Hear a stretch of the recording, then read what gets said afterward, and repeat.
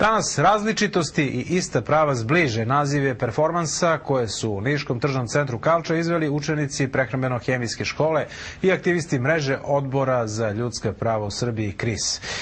Koliko su akcije na osvešćivanju građanske Srbije neophodne, dovoljno govore i poruke građana. Oni u Srbiji u 21. veku traže ono najosnovnije.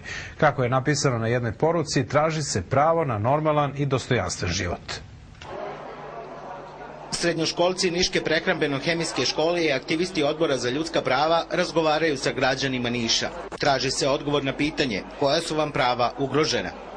Pa ugroženi su im uglavnom prava na sreću, na zdravu životnu sredinu i slobodan život. Zaista mislim da je to prilika da se na ovaj način formira građansko društvo u Srbiji. Pa tako se valjda vaspitavamo i da budemo posle osvešćeni građani. Podrškom ovoj akciji mreža Odbora za ljudska prava završava aktivnosti na obeležavanju Međunarodnog dana ljudskih prava.